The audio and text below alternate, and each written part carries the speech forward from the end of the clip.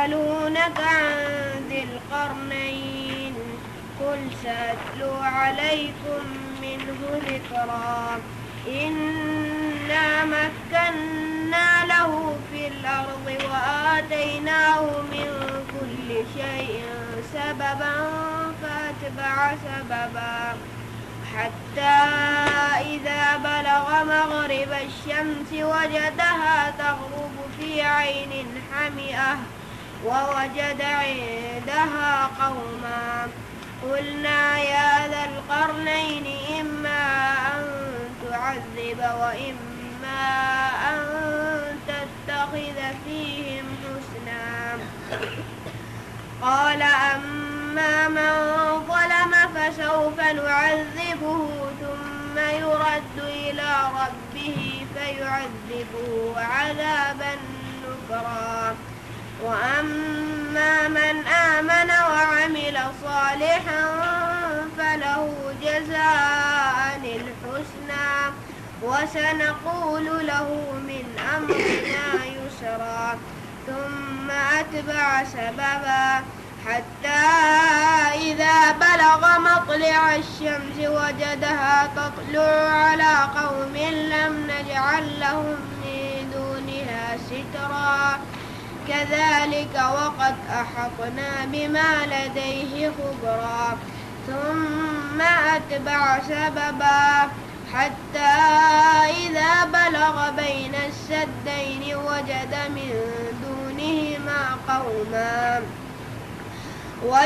من دونهما قوما لا يكادون يفقهون قولا قالوا يا ذا القرنين إن يأجوج ومأجوج مفسدون في الأرض فهل نجعل لك خرجا على أن تجعل بيننا وبينهم سدا قال ما مكني فيه ربي خير فأعينني بقوة أجعل بينكم وبينهم ردما آتوني زبر الحديد حتى إذا ساوى بين الصدفين قال انفخوا حتى إذا جعله نارا قال آتوني أفرغ عليه قطرا فما استطاعوا أن يظهروه وما استطاعوا له نقبا قال هذا رحمة من ربي فإذا جاء وعد ربي جعله دكاء وكان وعد ربي حقا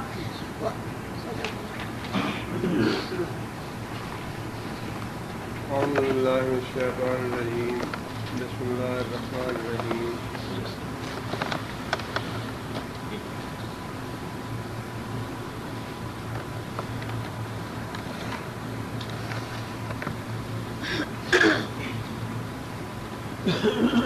ويسألونك عن ذي القرنين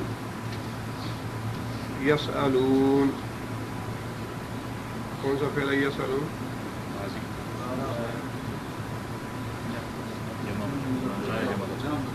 मुज़ारा है जाम ज़कर गैब का सीगा है यसअलु इसका वाहिद है गर्दान करेंगे इसकी हाँ जी मेरे साहब करेंगे यसअलु यसअलान यसअलूना यसअलना तसअलु तसअलु तसअलना तसअलान तसअलान यसअलना तसअलु तसअलान तसअलीन तसअलूना तसअलूना तसअलना तसअलते चलो सब आप करेंगे यसअलु यसअलान यसअलूना तसअलु तसअलान यसअलना तसअलु तसअलान तसअलूना तसअलीन तसअलान तसअलु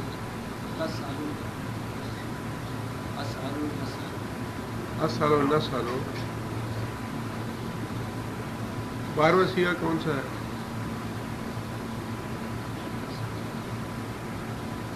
तसअलना के यसअलना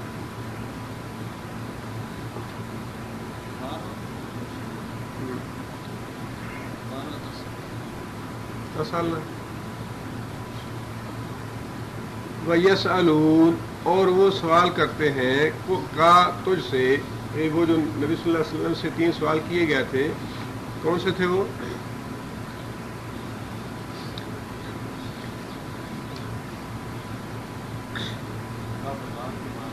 जी, किसके बारे में? अस्हाबे काफ, और दूसरा रूह के बारे में।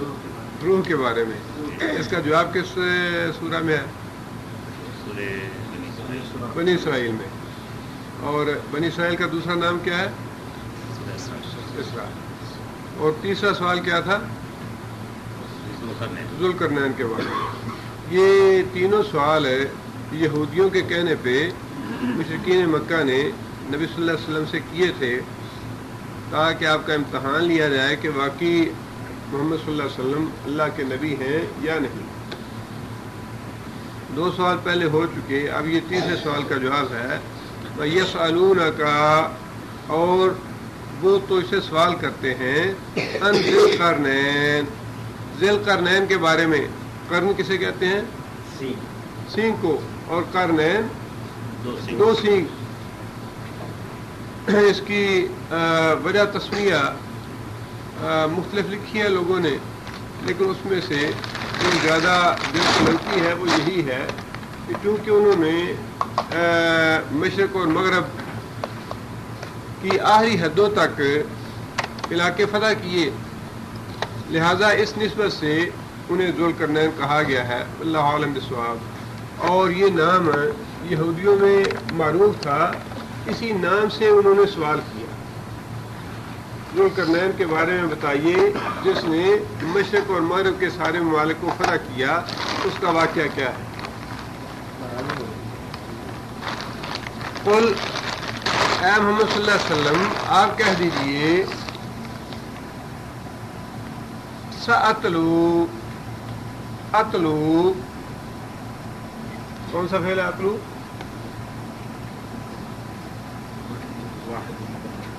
फेल कौन सा है?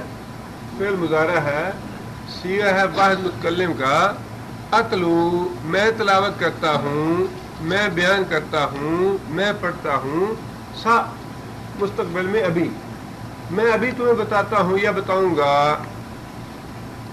सातलू अलैकुम, तुम्हारे ऊपर, तुम्हारे सामने, मैं तुम्हारे सामने बयान करूंगा। मिन हो, उससे, जिक्र जिक्र, मिन हो, उससे, मतलब ये है कि मैं उसकी सारी हिस्ट्री तो नहीं बयान कर सकता, लेकिन उसका कुछ हिस्सा जिसका ताल्लुक आपके सवाल से है और जिसका ताल्लुक मेरे मामला से भी होगा। ये सारी बात बयान करना तो मुमकिन नहीं है, लेकिन उसका ख़ास जो हिस्सा है, वाक़या है, जिसके बारे में आपने सवाल किया है, मैं तुम्हें वो बताऊंगा, बयान करूंगा।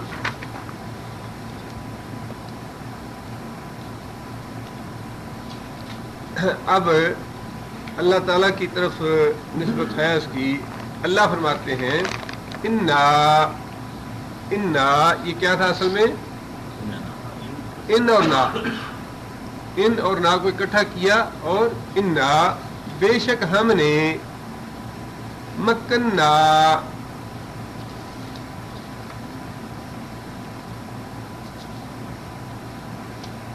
मक्काना और ना दोनों को इकट्ठा किया गया है। मक्काना और ना, मक्काना का माना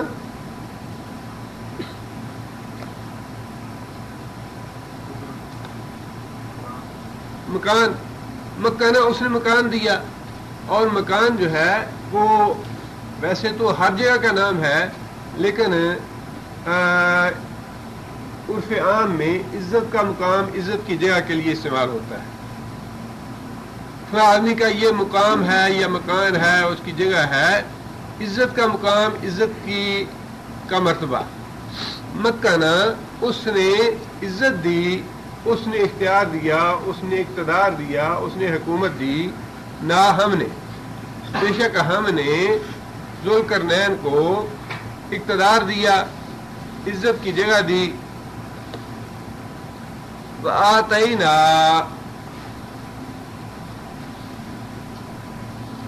کون سا فعل ہے آتینا؟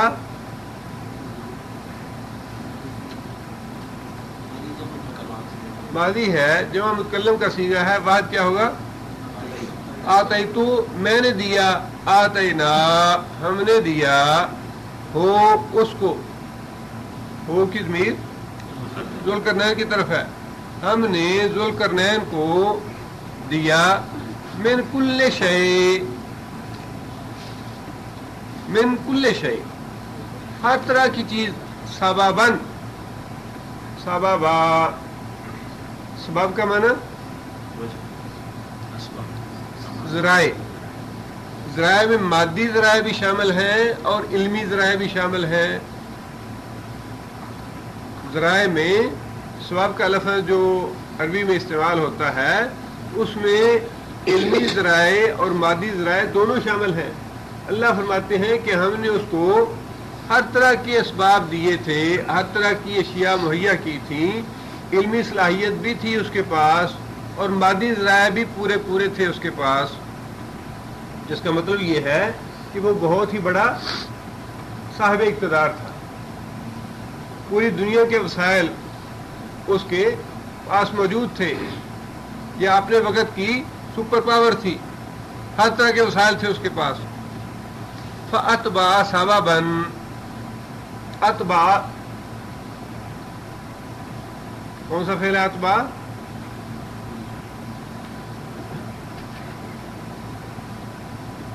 اتبع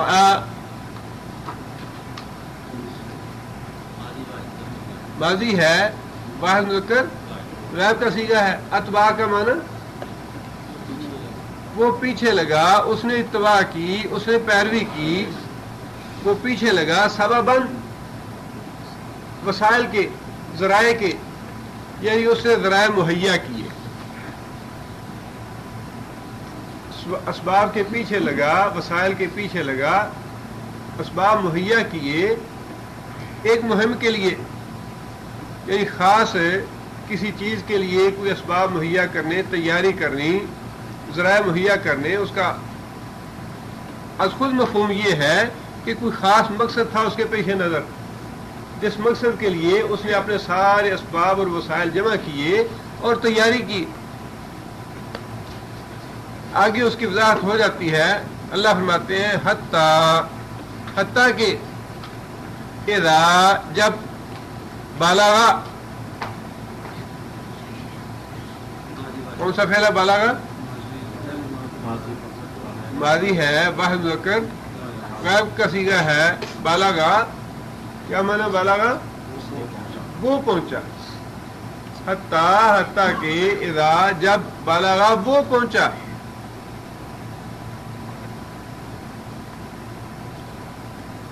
بالاغا اس کی گردان کون کرے گا؟ آپ کریں گے؟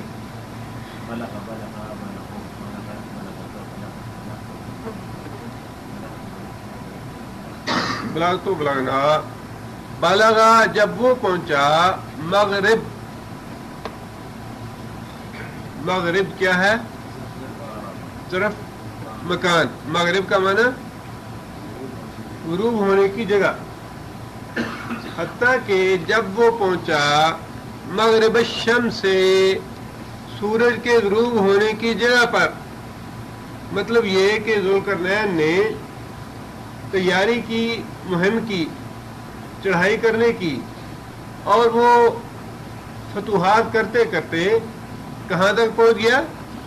زمین کے آخری کنارے تک، جس کے بعد کوئی آبادی نہیں تھی، زمین نہیں تھی، بلکہ اس کے آگے سمندر ہی سمندر تھا، اور سوائے اس چیز کے کچھ نظر نہیں آتا تھا کہ وہ کہاں تک پہنچ گیا ہے؟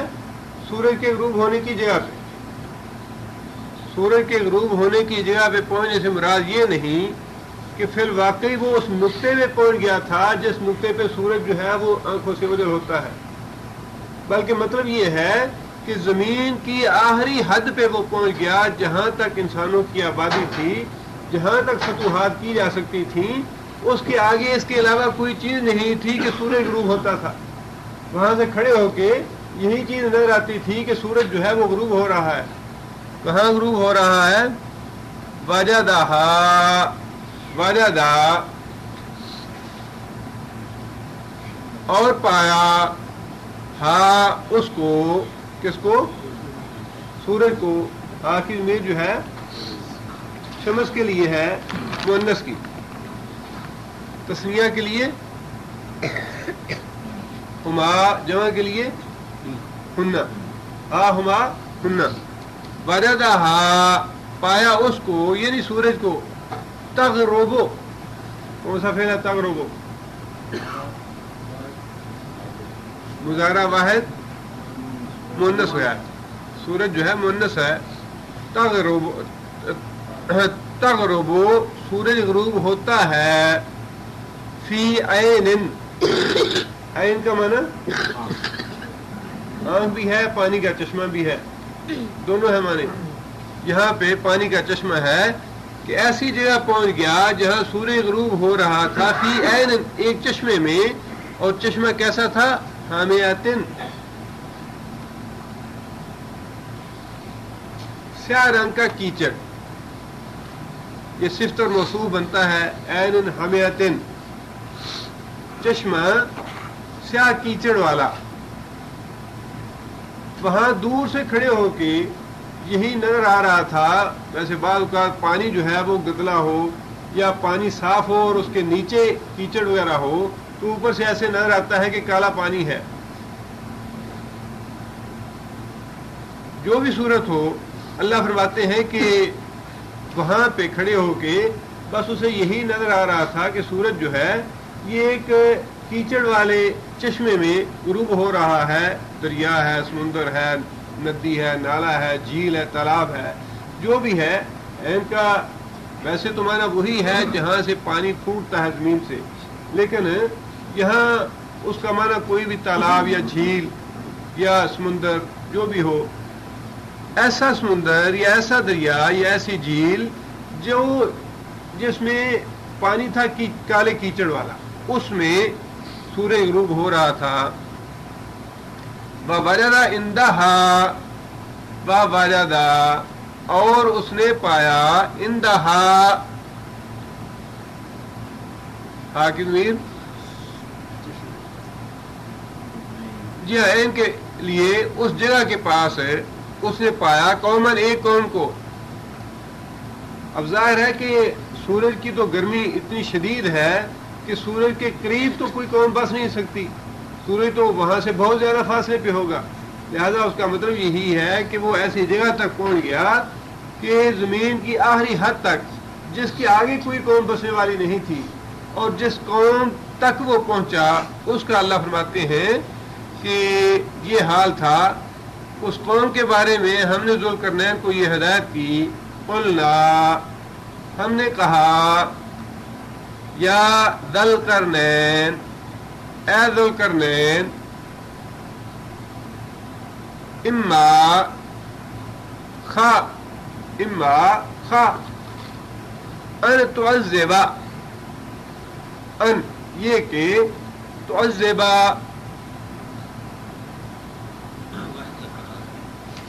مضارع کا فعل ہے اور واحد مذکر عادت کا صیغہ ہے. تعذبا با کے اوپر زبر کیوں آئی ہے؟ ان کی وجہ سے. اصل میں کیا تھا؟ تعذبو، ان کی وجہ سے تعذبا آ گیا ہے. ان تعذبا خا تو ان کو سزا دے، و اما اور خا ان یہ کہ تتخذا تو پکڑے، فیہم ان کے معاملے میں حسنن نیکی. اے ذوالقرنین تجھے یہ اختیار ہے کہ چاہے تو ان کو سزا دے، عذاب کرے، اور چاہے تو ان کے معاملے میں احسان برتے. اس آیت کی تفسیر میں مفسرین نے مختلف باتیں لکھی ہیں، جن میں سے یہی بات صحیح لگتی ہے کہ پہلے ان کو دین کی، اسلام کی دعوت پہنچ چکی ہوگی کسی نبی کے ذریعے اس قوم کو. اب اللہ تعالیٰ نے ذوالقرنین کو یہ حکم دیا کہ اگر تو چاہے تو جو لوگ اسلام نہیں لائے جنہوں نے توحید کا اقرار نہیں کیا ان کو تو جاتے ہی سزا دے اور ان کو عذاب دے، اور اگر تو چاہے تو پہلے خود بھی دعوت دے دین کی، انہیں خود بھی توحید کی طرف دعوت دے، انہیں ان کے ساتھ نیکی کا معاملہ کر، اور اگر اس کے باوجود وہ ایمان نہ لائیں، اس کے باوجود تیری بات نہ مانیں تو پھر ان کو سزا دے۔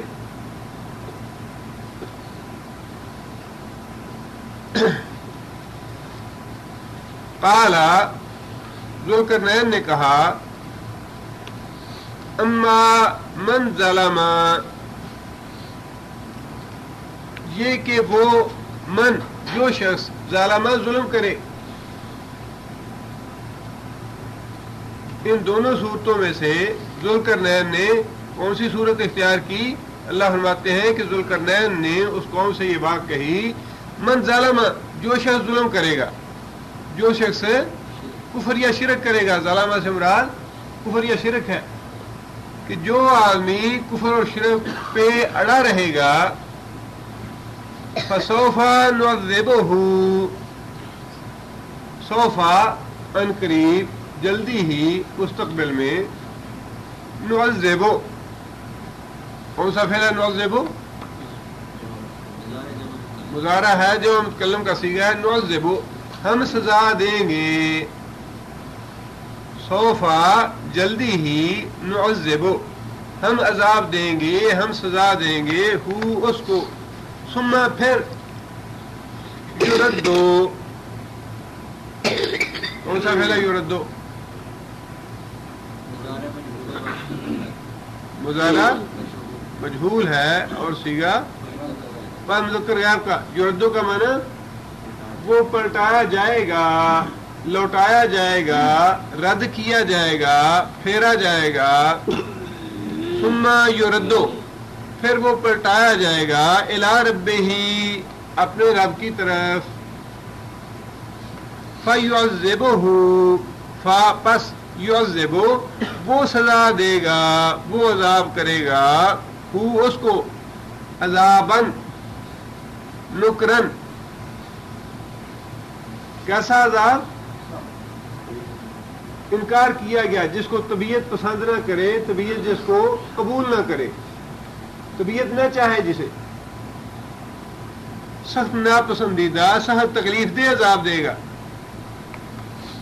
اللہ تعالیٰ، عذاب کرے گا اس کو سخت عذاب۔ یعنی ذوالقرنین جو تھا اس نے دوسری صورت اختیار کرنی پسند کی کہ ان لوگوں کو پہلے دعوت دی، ان پہ احسان کیا، ان کے ساتھ نیکی کا اور نرمی کا معاملہ کیا کہ بھائی اللہ کی توحید کی طرف آؤ، اللہ کا اسلام ہے اس پہ چلو، اللہ کے احکام مانو، اور اس کے بعد اس نے یہ اعلان کیا کہ دعوت کے باوجود جو آدمی ظلم کرے گا، جو آدمی اپنے کفر اور شرک پہ اڑا رہے گا، اسے ہم سزا دیں گے، اور جب وہ اللہ کی طرف پلٹایا جائے گا، مطلب یہ کہ مرنے کے بعد اللہ کے پاس جائے گا تو اللہ تعالیٰ بھی اسے عذاب دیں گے، سخت عذاب۔ آگے ذوالقرنین کہتے ہیں کہ وَأَمَّا اور البتہ من آمن، من جو شخص آمن وہ ایمان لایا، یہاں پہ خود بخود ظالمہ کی وضاحت ہو جاتی ہے کہ ظالمہ کا لفظ آمن کے مقابلے میں استعمال ہوا ہے، ایک ظلم کرنے والا، ایک ایمان لانے والا، مطلب یہ کہ ایک ایمان لانے والا، ایک شرک یا کفر کرنے والا۔ اما من آمن اور وہ شخص جو ایمان لایا، وعمل صالحا اور نیک عمل کیا، فلاح پس واسطے اس کے، جزاء بدلہ ہے، حسنا نیک۔ جو شخص ایمان لے آئے گا اور نیک اعمال کرے گا، نیک اعمال سے مراد ہے اللہ اور اللہ کے رسول کی اتباع اور پیروی، ایمان اللہ اور اللہ کے رسول پہ لانا، جو بھی رسول اس وقت اللہ تعالیٰ نے بھیجا تھا اس پہ ایمان لانا، اور اسی رسول کی پیروی کرنا، اسی رسول کی اتباع کرنا، اعمال صالح ہیں۔ اس کے لیے بہت ہی اچھا بدلہ ہوگا، یعنی اسے کوئی پکڑ نہیں ہوگی، کوئی سزا نہیں ہوگی اس کی، وہ امن سے رہے گا۔ وَسَنَقُولُ لَهُ مِنْ أَمْرِنَا يُسْرًا، اور سنقول ان قریب ہم کہیں گے، لہو واسطے اس کے، من امرنا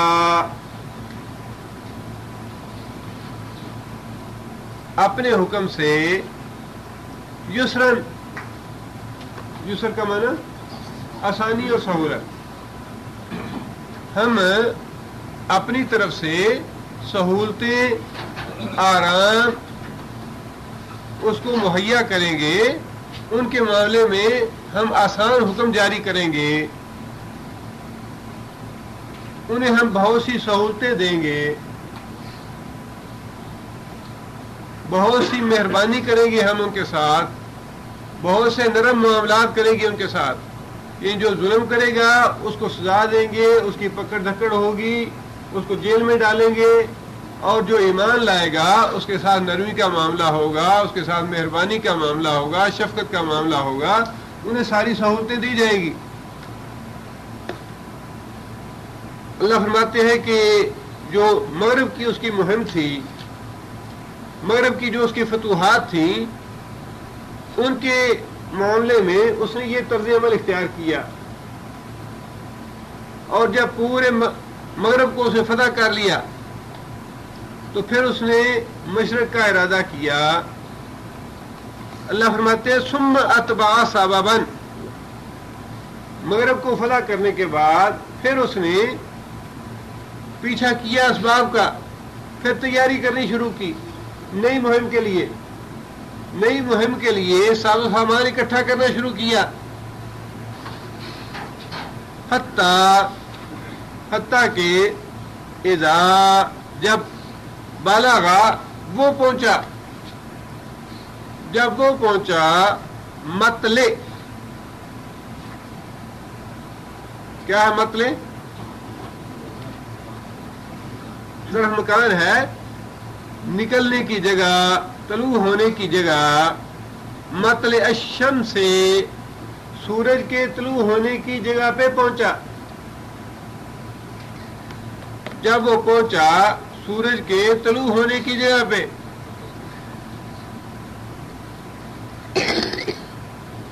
یہاں بھی طلوع ہونے کی جگہ سے مراد بالضبط وہ نقطہ نہیں ہے جہاں سے فی الواقع سورج نکلتا ہے یا طلوع ہوتا ہے، بلکہ مراد اس سے زمین کی وہ آخری حد ہے جہاں پہنچ کے اس کے بعد کوئی آبادی نہیں، کوئی انسان نہیں بستا، بلکہ اس کے بعد سمندر ہی سمندر یا پانی ہی پانی ہے۔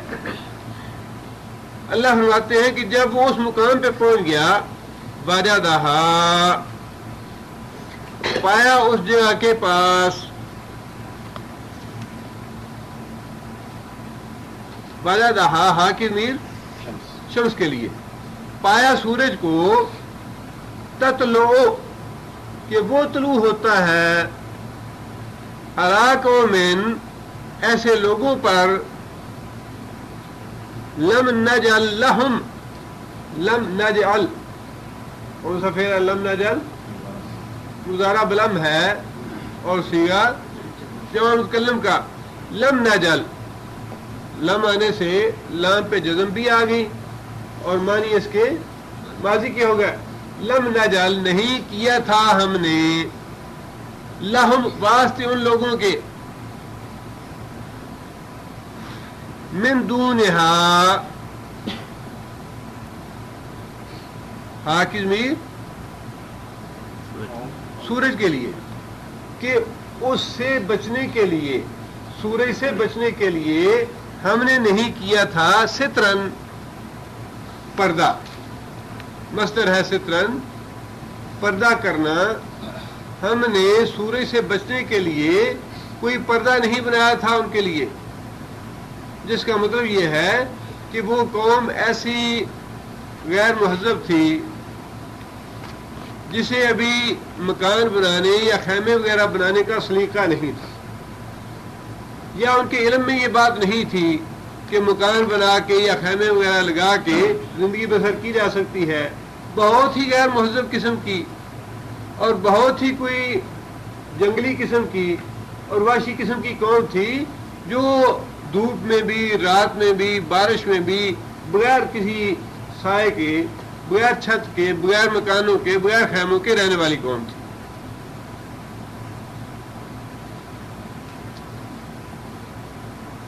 اللہ فرماتے ہیں کہ کذالک کیا معنی کذالک کا؟ اسی طرح. کس طرح؟ اسی طرح جس طرح پہلے معاملہ تھا قوم کے ساتھ. مغرب میں جب پہنچا ذوالقرنین تو جو معاملہ اس قوم کے ساتھ کیا کذالک ویسا ہی معاملہ اس قوم کے ساتھ کیا. وہاں پہ اعلان کرا دیا کہ جو آدمی اللہ کے رسول کی اطاعت کرے گا، اللہ کے رسول پہ ایمان لائے گا، ہم اس کے ساتھ نرمی کا معاملہ کریں گے، اسے سہولت دیں گے، اسے کچھ نہیں کہا جائے گا، وہ امن میں ہے. اور جو آدمی اپنے کفر پہ، اپنے شرک پہ ڈٹا رہے گا، اسے ہم سزا دیں گے، جیل میں ڈال دیں گے، اس پہ سختی کریں گے، اسے عذاب دیں گے. کذالک یعنی ویسا ہی معاملہ اس قوم کے ساتھ کیا جیسا معاملہ مغرب کی قوموں کے ساتھ اسے کیا، ویسا ہی معاملہ مشرق کی قوموں کے ساتھ وہ فتح کرتے کرتے وہاں تک پہنچ گیا. یعنی یہ اللہ نے جو فرمایا کہ وہ وہاں پہنچا، اس کا مطلب یہ نہیں کہ راستے میں چھوڑتا گیا قوموں کو یا ملکوں کو، بلکہ اس کا مطلب یہ ہے کہ سارے ملکوں کو فتح کرتا گیا، حتیٰ کہ وہ ایسی جگہ پہ پہنچ گیا جس کے آگے کوئی ملک نہیں تھا، کوئی آبادی نہیں تھی، اس کو بھی فتح کیا اس نے. اور ان قوموں کے ساتھ اس نے اس طرح کا معاملہ کیا کہ فتح کرتے ہی انہیں دین اسلام کی دعوت دی کہ لوگوں اللہ کے رسول پہ ایمان لاؤ. جو ایمان لائے گا اس کے لیے ہماری طرف سے امن ہے، سلامتی ہے، اور جو ایمان نہیں لائے گا اس پہ ہم اسے سزا دیں گے. ویسا ہی معاملہ مغرب کی قوموں کے ساتھ کیا. جتنی قوموں کو، جتنی ملکوں کو فتح کرتا گیا، وہاں پہ اللہ کا دین پھیلاتا گیا، اللہ کے دین کے جھنڈے گاڑتا گیا. اور اسی طرح مشرق میں جتنے بھی ممالک کو فتح کیا اس نے، حتیٰ کہ مشرق کی آخری سرحد تک پہنچ گیا. فرمایا کذالک اسی طرح کا معاملہ اس نے ادھر بھی کیا جیسا معاملہ ادھر کیا تھا کہ اللہ کے دین کا جھنڈا جو ہے وہ بلند کرتا گیا، اللہ کے دین کی دعوت دیتا گیا، اللہ کا دین پھیلاتا گیا، اللہ کے دین کی اشاعت کرتا گیا. اب یہ ذہن میں بات رکھیے کہ یہ وہ کفار مکہ ہیں جنہیں اپنی رئیسی میں بڑا ناز تھا کہ ہم تو ہاشمی ہیں، قریشی ہیں، ہم تو مکے کے سردار ہیں، پوری دنیا یہاں آتی ہے ہمارے پاس حاجی کرنے کے لیے اور عمرے کرنے کے لیے، ہماری عظمت کو، ہماری بڑائی کو کوئی پہنچ سکتا ہے؟ اللہ تعالیٰ نے کتنی خوبصورتی کے ساتھ ان کے سامنے آئینہ رکھ دیا کہ تم کس غرور میں مبتلا ہو، کس تکبر میں پڑے ہو کہ ہم بڑے رئیس ہیں، ہم جیسا دنیا میں کوئی نہیں. فرمایا کہ ذوالقرنین ایسا تھا جس نے اللہ کی توحید کا بول بالا پوری دنیا میں کیا، اور اس کو ہم نے اتنی بڑی حکومت دی تھی جتنی بڑی حکومت کسی اور کو نہیں دی. مفسرین نے لکھا ہے کہ ساری تاریخ میں، انسانی تاریخ میں دو ہی ایسے بادشاہ گزرے ہیں جنہیں اللہ تعالیٰ نے پوری دنیا پہ حکومت عطا کی. پوری دنیا پہ اللہ نے حکومت عطا فرمائی ہے. ان میں سے ایک حضرت سلیمان علیہ السلام جن کی پیغمبری اور رسالت جو ہے وہ واضح ہے، اور دوسرے ذوالقرنین جن کے بارے میں یہ بات اختلاف والی ہے کہ وہ نبی تھے یا نہیں تھے. بعض لوگوں نے قلنا سے یہ بات لی کہ ہم نے اسے قلنا یا ذوالقرنین اس لفظ سے، بعض لوگوں نے یہ معنی لیا ہے، اس کا مطلب یہ ہے کہ واہ کے ذریعے ہی اللہ تعالیٰ اسے کہہ سکتے ہیں براہ راست کیا ذوالقرنین یوں کر. لیکن بعض لوگوں نے اسے ویسے لیا ہے کہ ہم نے اس کو الہام کیا، یا جس طرح اللہ تعالیٰ کسی کے دل میں بات ڈال دیتا ہے اور اس کی نسبت اللہ نے اپنی طرف کی کہ ہم نے اس کے دل میں یہ بات ڈالی کہ تم یہ کام کرو. بہرحال ذوالقرنین کا نبی ہونا یہ مختلف ہی ہے، لیکن حضرت سلیمان علیہ السلام کا واضح ہے. یہ دو ایسی شخصیتیں ہیں جنہیں اللہ تعالیٰ نے پوری دنیا پہ اپنے اپنے زمانے میں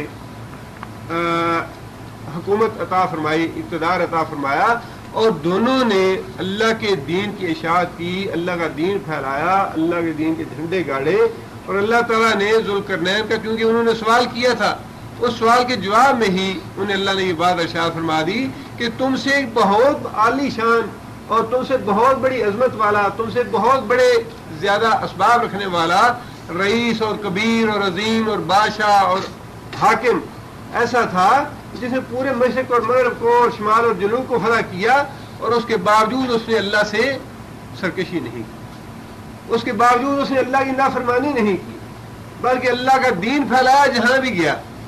تم کس غرور میں اور تکبر میں پڑے ہو کہ ہم رئیس ہیں، ہم کبیر ہیں، ہم امیر ہیں، اور ہم یہ ہیں اور ہم وہ۔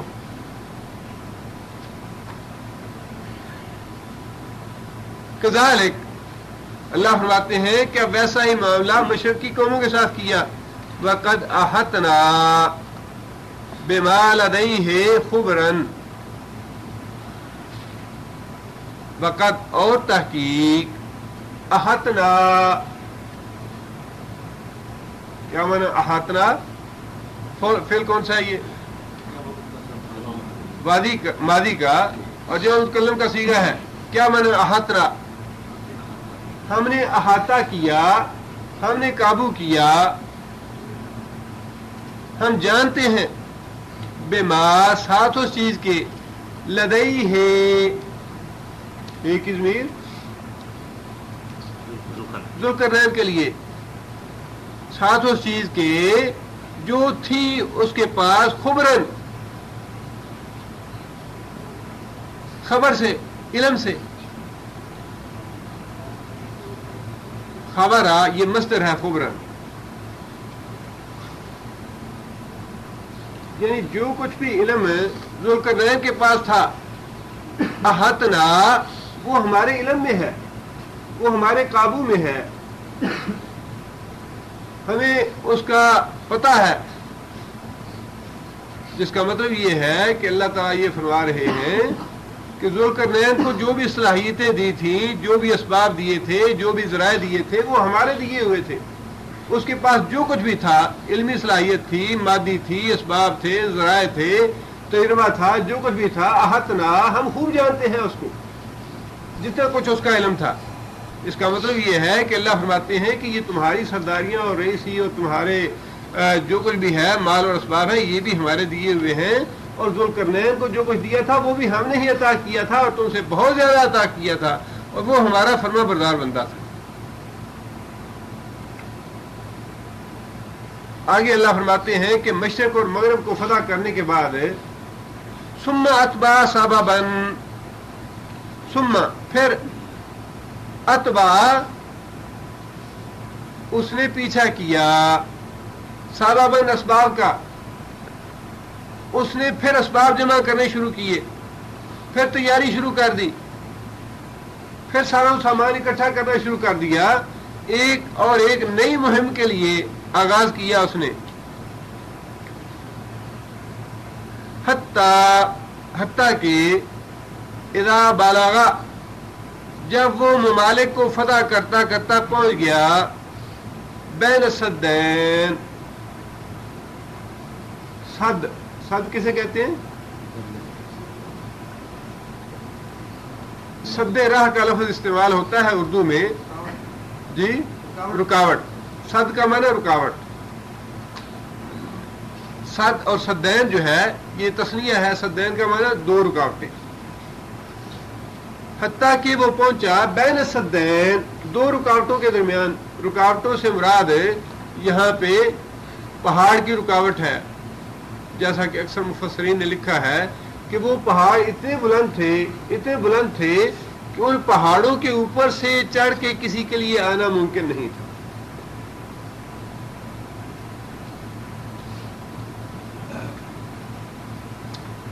وجدا پایا، من دونہما، من دون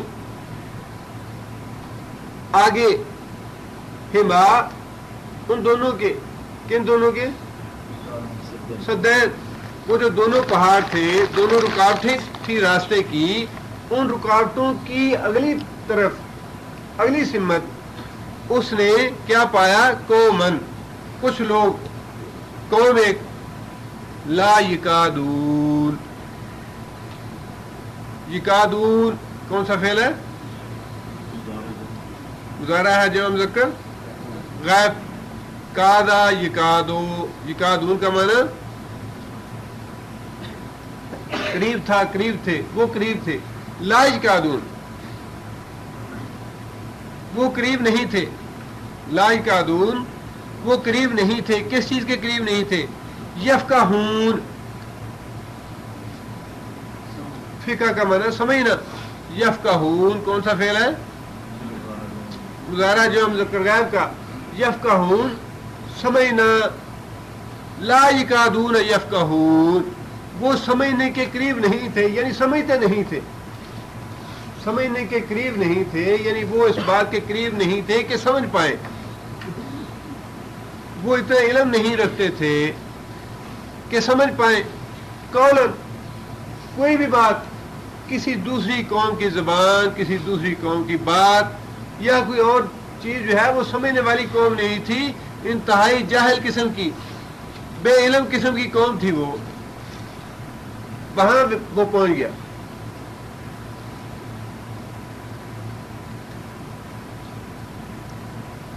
इस तीसरी मुहिम के बारे में कुरान मजीद ने तो कोई वजाहत नहीं की कि ये किस सिमत की मुहिम थी। मशरक और मगरब के बारे में तो अल्लाह ताला ने वाज़ेह फरमा दिया कि पहली मुहिम मगरब की तरफ थी, पूरे मगरब को उसने फतह किया। वो जाहिर है कि यूरोप है और जितनी भी उसकी तरफ ममालिक हैं या कौमें हैं वो सारी की सारी उसे फतह कर ली। और मशरक की तरफ भी जितने ममालिक हैं वो भी सारे के सारे वादे हैं, पूरी की पूरी एक लाइन है ममालिक की।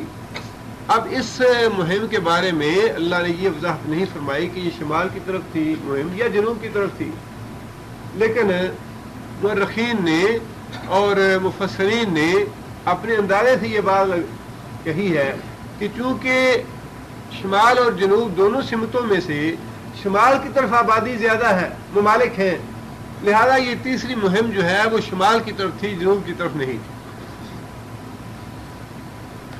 शुमाल के आखिर में जब वो पहुंच गया तो अल्लाह फरमाते हैं आखिर में नहीं बल्कि दो रुकावटों तक, जो कुरान मजीद के अल्फाज है कि दो रुकावटें। अब मुमकिन है उसके आगे भी जमीन का हिस्सा हो या कोई आबादी हो, लेकिन अल्लाह फरमाते हैं कि उन दो रुकावटों के पास जब वो पहुंचा, जिन रुकावटों को अबूर करना मुमकिन नहीं था, ना उधर से किसी के लिए ना इधर से किसी के लिए, तो अल्लाह फरमाते हैं कि वहां उसने एक ऐसी कौम को पाया, ऐसे लोगों को पाया जो इतने जंगली किस्म के और इतने जाहिल किस्म के और इतने बद्दू किस्म के लोग थे।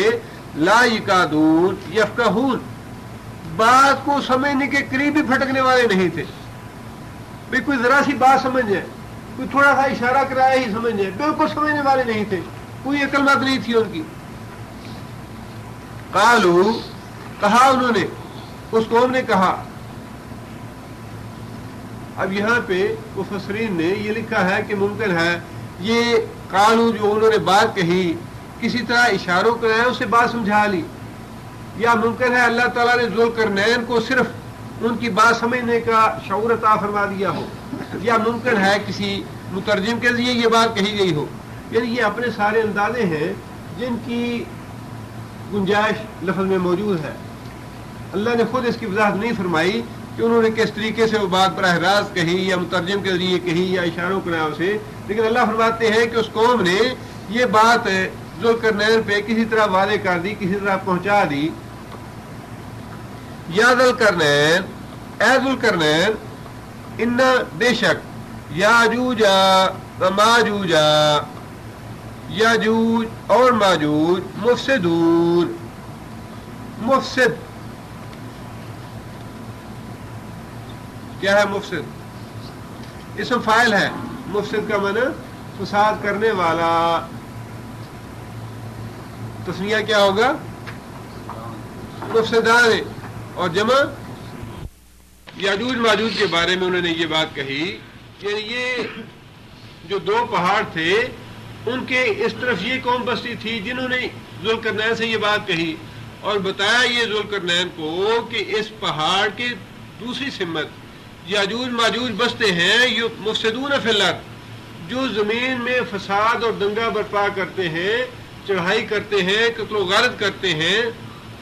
یوں سمجھیے کہ اس طرح بھی پہاڑ تھا، اس طرح بھی پہاڑ ہے، درمیان میں ایک گھاٹی تھی یا درہ تھا، اس درے سے گزر کے آتے اور جتنے بھی ممالک تھے ان پہ چڑھائی کرتے، ان میں قتل و غارت کرتے، فتنہ فساد پھیلاتے اور پھر واپس اپنے درے سے ہو کے اپنی جگہ پہ چلے جاتے. تو انہوں نے اس قوم نے یہ گزارش کی ذوالقرنین سے، فہل نجعل لک خرجا، فہل پس کیا، نجعلو اجعلو نجعلو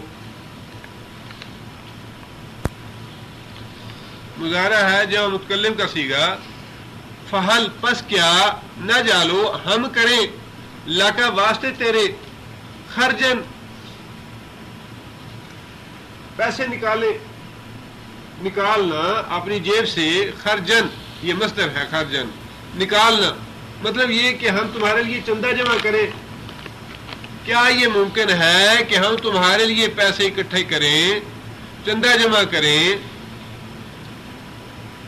کس بات کے لیے؟ الا، اس بات کے اوپر، اس مقصد کے لیے، الا اس بات کے اوپر یا اس مقصد کے لیے، ان یہ کہ تجعلا، تجعلا کون سا فعل ہے؟ مضارع ہے، بعض مذکر حاضر کا صیغہ ہے.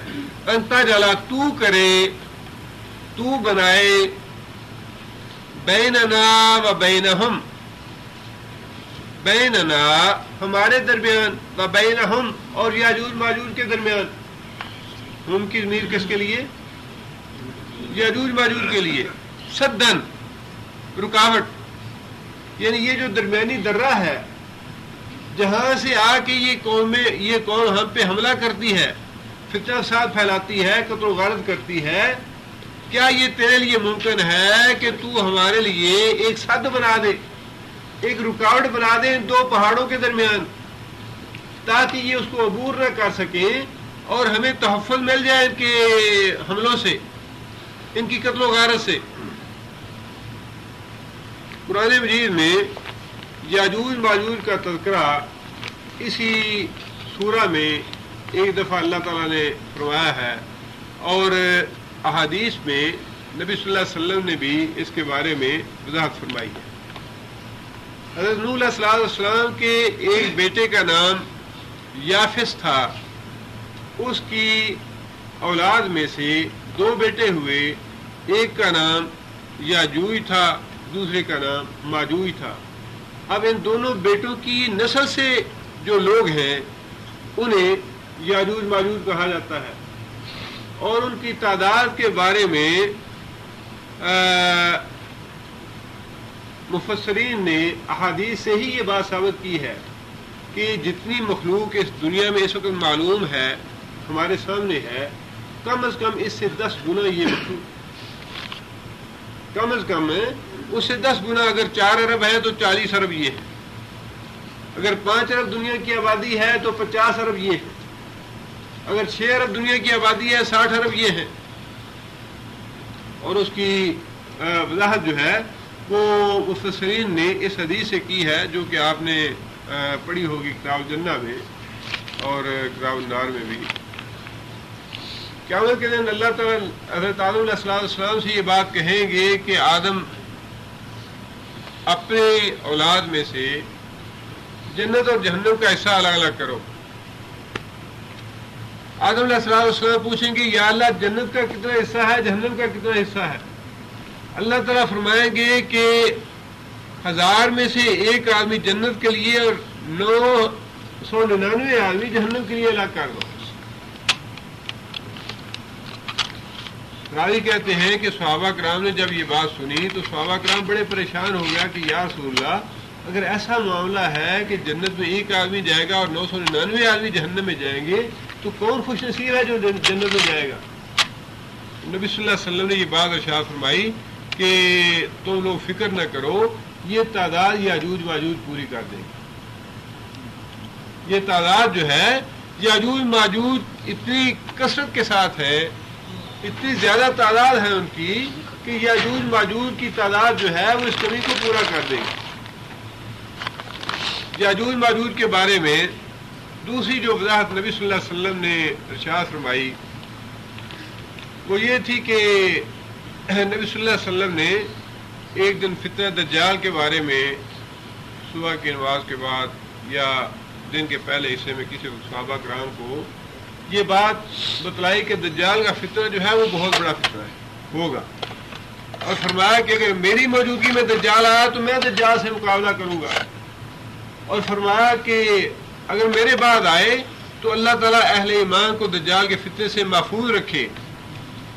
اور پھر نبی صلی اللہ علیہ وسلم نے دجال کے بارے میں فرمایا کہ اس کی ایک آنکھ جو ہے وہ کانی ہے، اس کے ماتھے کے اوپر کافارا یعنی کفر یہ لکھا ہوا ہوگا، لیکن اللہ تعالیٰ نے اسے لوگوں کی آزمائش کے لیے چونکہ بھیجا ہے، اس لیے اللہ تعالیٰ نے اسے بعض غیر معمولی اختیارات دیے ہوں گے جنہیں دیکھ کے کمزور ایمان والے لوگ اس پہ ایمان لے آئیں گے اور اس کو اپنا خدا سمجھ لیں گے، مان لیں گے۔ نبی صلی اللہ علیہ وسلم نے فرمایا کہ بادلوں کو حکم دے گا تو بارش بھی برسے گی، زمین کو حکم دے گا تو زمین سے کھیتی اور سبزہ بھی اگے گا، اسی طرح ایک آدمی کو قتل کرے گا اور قتل کرنے کے بعد اسے حکم دے گا زندہ ہو جائے، وہ دوبارہ زندہ بھی ہو جائے گا۔ اس لیے نبی صلی اللہ علیہ وسلم نے فرمایا کہ وہ فتنہ جو ہے وہ بہت ہی بڑا فتنہ ہوگا دجال کا، بہت ہی کم لوگ ہوں گے جو اس کے فتنے سے محفوظ رہیں گے۔ اس لیے نبی صلی اللہ علیہ وسلم نے نماز میں درود شریف کے بعد کثرت کے ساتھ یہ دعا مانگی ہے اور ترغیب دلائی ہے مسلمانوں کو، اللہم انی اعوذ بکا من عذاب القبر ومن عذاب جہنم ومن فتنة المسیح الدجال ومن فتنة المحیا والممات ومن الماسر والمغرب۔ یا اللہ فتنہ مسیح الدجال جو ہے اس سے ہمیں اپنی پناہ میں رکھنا، اور نبی صلی اللہ علیہ وسلم نے فرمایا کہ اس مقصد کے لیے فتنہ دجال سے محفوظ رہنے کے لیے سورہ کاف کی پہلی آیتیں جو ہیں ان کی تلاوت کرتے رہا کرو۔ بعض احادیث میں پہلی 10 ہے اور بعد میں آخری 10 ہے، لیکن سورہ کاف کی تلاوت کا اہتمام کرنا جو ہے یہ فتنہ دجال سے انشاءاللہ محفوظ رکھے گا۔ اس کے بعد نبی صلی اللہ علیہ وسلم نے یہ بات ارشاد فرمائی کہ قیامت کی نشانیوں میں سے یہ نشانیاں ہیں کہ پہلے دجال کا ظہور ہوگا، دجال سے پہلے بھی امام مہدی رحمۃ اللہ علیہ کا ظہور ہوگا، اور امام مہدی جو ہے مہدی یہاں پہ اپنے لغوی معنوں میں نبی صلی اللہ علیہ وسلم نے استعمال فرمایا، اس کا نام مہدی نہیں ہوگا بلکہ مہدی جو ہے ہدایت یافتہ آدمی، اس کا نام ہوگا محمد، اس کے باپ کا نام بھی ہوگا عبداللہ جیسا کہ نبی صلی اللہ علیہ وسلم کا ہے، محمد بن عبداللہ اس کا نام ہوگا، لیکن اس کو امام مہدی اس لیے کہتے ہیں کہ وہ ہدایت دیا گیا ہوگا، مہدی ہدایت یافتہ ہوگا۔ اور یہ غلط فہمی ہمیں دور کرنی چاہیے کہ جو عقیدہ شیعوں کے ہاں پایا جاتا ہے امام مہدی کا وہ بالکل مختلف ہے جو تصور مسلمانوں کا یا جو عقیدہ مسلمانوں کا ہے یا جو رسول اکرم صلی اللہ علیہ وسلم نے وضاحت فرمائی ہے یا جو قیامت کے قریب جس امام مہدی کا ذکر فرمایا ہے وہ بالکل الگ ہے اس امام مہدی سے جو شیعوں کا امام مہدی۔ شیعوں کا امام مہدی جو ہے وہ غائب امام اسے کہتے ہیں، امام مہدی بھی کہتے ہیں اور بعض لوگ اسے غائب امام کہتے ہیں، جس کا مطلب یہ ہے کہ وہ امام موجود تو ہے اس وقت لیکن کہیں غائب ہے، اس کا پتہ نہیں کہاں ہے وہ، اور ان کے نزدیک یہ ہے کہ وہ جب آئے گا تو پوری دنیا پہ اس کا مدد چھا جائے گا اور پوری دنیا پہ ہمارا غلبہ ہو جائے گا۔ وہ اسی انتظار میں ہے کہ کب امام مہدی ظاہر ہوتا ہے اور کب ہم پوری دنیا پہ غلبہ حاصل کرتے ہیں۔ وہ تصور شیعوں کے ہاں ہے جس کا اس امام مہدی سے کوئی تعلق نہیں۔ یہ امام مہدی جو ہے اس کا نام محمد ہوگا اور اس کے والد کا نام عبداللہ ہوگا، زبان میں لکنت ہوگی اور اس کا ظہور بیت اللہ شریف میں ہی ہوگا۔ مطلب یہ ہے کہ وہ اپنے امام ہونے کا اعلان حرم مکی میں کرے گا۔ اس کے بعد دجال کا ظہور ہوگا۔ دجال کے ظہور کے بعد دجال کے ظہور کے بارے میں نبی صلی اللہ علیہ وسلم نے فرمایا کہ وہ 40 دن دنیا میں رہے گا اور پوری دنیا میں اس طرح وہ پھرے گا، اتنی تیزی سے سفر کرے گا جس طرح ہوائیں بادلوں کو اڑائے پھرتی ہیں۔ اور اس کے بعد یہ بھی نبی صلی اللہ علیہ وسلم نے وضاحت فرمائی کہ 40 دن سے مراد کیا ہے۔ نبی صلی اللہ علیہ وسلم نے فرمایا کہ 40 دن سے مراد یہ ہے کہ اس کا پہلا دن 40 دنوں میں سے پہلا دن جو ہے وہ سال بھر کا ہوگا، دوسرا دن مہینے کے برابر ہوگا، تیسرا دن ہفتے کے برابر ہوگا، باقی دن جو ہے وہ تمہارے دنوں کے برابر ہوں گے۔ اب یہ ساری باتیں جو ہے نا، یہ نظام کائنات اللہ کا بنایا ہوا ہے، دن اور رات اللہ کے بنائے ہوئے ہیں، اور یہ سارے معاملات، بعض وہ معاملات جو اگر نبی صلی اللہ علیہ وسلم کے زمانے میں بتائے جاتے صحابہ کو، ایمان لانے والوں کی بات تو دوسری ہے، لیکن آج کے وہ معاملات، یہ ٹی وی ہے، ٹیلی فون ہے، انٹرنیٹ ہے، ڈش ہے، یہ چیزیں آج سے 1000 سال پہلے لوگوں کو بتائی جاتی تو کون ایمان لانے والا تھا ان چیزوں پہ؟ لیکن آج اتنی یہ نارمل طریقے سے بڑھتی جا رہی ہیں، پھیلتی جا رہی ہیں، کوئی یہ گمان بھی نہیں کرتا کہ یہ کوئی عجوبہ ہے یا یہ کوئی بڑی عجیب بات واقع ہوگی۔ ہم کہتے ہیں جی سائنس ترقی کر رہی ہے۔ اللہ کے رسول نے تو یہ بات ارشاد فرمائی تھی کہ قیامت کے قریب ہر گھر میں ناچ گانا ہوگا۔ ظاہر ایمان لانے والے تو ایمان لے آئے، لیکن کسی نے یہ نبی صلی اللہ علیہ وسلم سے تو سوال نہیں کیا یا رسول اللہ یہ کیسے ہوگا کہ ہر گھر میں طائفیں ہوں گی، ہر گھر میں ناچنے والی اور گانے والیاں کیسے پہنچ جائیں گی؟ لیکن آج دیکھیے کہ وہی بات جسے ہم ٹیکنالوجی کہتے ہیں، مادی ترقی کہتے ہیں، اور وہ اس غیر محسوس طریقے سے ہر گھر میں پہنچ گئی ہے کہ کوئی سوچتا بھی نہیں، لیکن اللہ کے رسول کی بات پوری ہوگی وہ، اور اللہ کے رسول کی بات تو پوری ہونی ہی ہونی ہے۔ اسی طرح اس زمانے کے لوگ ان معاملات کو کوئی عجوبہ نہیں سمجھیں گے، جس طرح آج ہم اس چیز کو عجوبہ نہیں سمجھ رہے، اور اللہ کے رسول کی بات پوری ہو گئی۔ اسی طرح اس زمانے کے لوگ تو اس کو نارمل لیں گے کہ ہاں ایسے تو ہونا ہی تھا بھائی، یہ تو ہو رہا ہے، اور یہ ترقی کر کر کے یا اس طرح سے یہ ایک نارمل سی بات ہے، لیکن اللہ کے رسول کی بات جو ہے وہ پوری ہوتی جائے گی۔ اور فرمایا کہ دجال جو ہے اس طرح کے 40 دن گزارے گا، اسی دوران عیسیٰ علیہ السلام کا نزول ہوگا۔ اب عیسیٰ علیہ السلام کا آسمانوں پہ چلے جانا اور آسمانوں پہ اسی طرح کی زندگی بسر کرنا جس طرح کی زندگی ہم بسر کر رہے ہیں،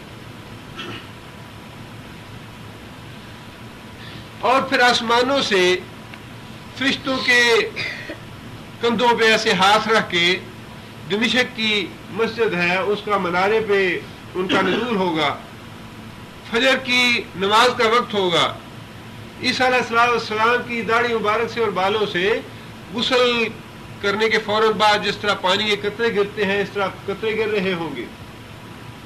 نمازی جو ہے وہ اس مینار کے ساتھ سیڑھی لگائیں گے اور مینار سے عیسیٰ علیہ السلام سیڑھی کے ذریعے نیچے گزریں گے۔ اب یہ سارے اللہ تعالیٰ کے امر ہیں، اللہ کے معاملات ہیں کہ مینار تک تو عیسیٰ علیہ السلام آسمانوں سے نیچے تک آ گئے، لیکن مینار سے آگے سیڑھی کی ضرورت پڑ گئی۔ تو اللہ کی مرضی ہے، اللہ کا امر ہے، اللہ کی منشا ہے، اللہ کی حکمت ہے، جیسے اللہ چاہے کرے۔ عیسیٰ علیہ السلام 40 سال، امام مہدی کا زمانہ بھی 40 سال کا ہے، عیسیٰ علیہ السلام کا زمانہ بھی 40 سال کا ہے۔ دونوں کی جو مشترک زمانہ ہے وہ تقریباً 7-8 سال کا بنتا ہے۔ عیسیٰ علیہ السلام کے نزول کے بعد عیسیٰ علیہ السلام اہل ایمان عیسیٰ علیہ السلام کے ساتھ مل کے جہاد کریں گے جب دجال سے، اور یہی وہ چیز ہے جس کے بارے میں نسائی شریف کی وہ حدیث نبی صلی اللہ علیہ وسلم کی پوری ہو جائے گی۔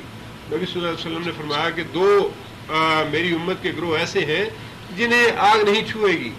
ایک گروہ تو وہ ہے جو ہندوستان سے جہاد کرے گا، اور دوسرا گروہ وہ ہے جو دجال سے جہاد کرے گا عیسیٰ علیہ السلام کے ساتھ مل۔ اب عیسیٰ علیہ السلام دجال کا پیچھا کریں گے، اور جب اسے پتہ چل جائے گا کہ عیسیٰ علیہ السلام میرا پیچھا کر رہے ہیں تو اس طرح پگھلنا شروع ہو جائے گا جس طرح پانی میں نمک پگھلتا ہے۔ اور نبی صلی اللہ علیہ وسلم نے فرمایا کہ باب لد پہ عیسیٰ علیہ السلام دجال کو پکڑ لیں گے اور قتل کریں گے۔ लुद बस्ती है जो इसराइल में है, और शायद आजकल एयरपोर्ट भी है इसराइल का, उस मुकाम पे कत्ल करेंगे। उसके बाद नबी सल्लल्लाहु अलैहि वसल्लम ने फरमाया कि दज्जाल के कत्ल होने के बाद याजूज माजूज का ज़हूर होगा। उसके बारे में नबी सल्लल्लाहु अलैहि वसल्लम फरमाया कि ज़ुल्करनैन ने जो दीवार बनाई है, उस दीवार को वो रोजाना खोदते रहते हैं। दिन जब चढ़ता है तो उसे खोदना शुरू करते हैं ताकि हम इसको अबूर करें और पार करें और अगली सिमत जाके चढ़ाइयाँ करें या कत्ल गारत करें पहले की तरह से। सारा दिन उसे खोदते रहते हैं। शाम को थोड़ी सी जगह बाकी रह जाती है तो कहते हैं भाई अब तो हम बड़े थक गए हैं, अब हम कल इसको दोबारा करेंगे। और अल्लाह के अमर से, अल्लाह की हिकमत से दूसरे दिन जब उठते हैं तो वो खोदी हुई जगह जो है पूरी हो जाती है, पहले की तरह सही सालम हो जाती है। फिर वो खोदना शुरू करते हैं, शाम तक खोदते रहते हैं उसको और फिर छोड़ देते हैं कि भाई अब तो कल करेंगे, अब हम थक गए हैं। नबी सल्लल्लाहु अलैहि वसल्लम फरमाया कि जब उनका वक्त आ जाएगा ज़हूर का, तो उस दिन जब वो उसको खोद लेंगे तो अल्लाह ताला उनकी ज़ुबान से ये बात निकलवा देंगे कि भाई अब हम बाकी हिस्सा इंशाअल्लाह कल खोदेंगे। चुनांचे वो हिस्सा उसी तरह सही सालम रहेगा और वो खोदने में या उस दीवार को फांगने में कामयाब हो जाएंगे और उसका ज़हूर हो। उसके बारे में नबी सल्लल्लाहु अलैहि वसल्लम फरमाया कि इतनी तादाद में होंगे, वो इतनी तादाद में होंगे कि ज़मीन में हर तरफ कत्ल गारत फैला देंगे।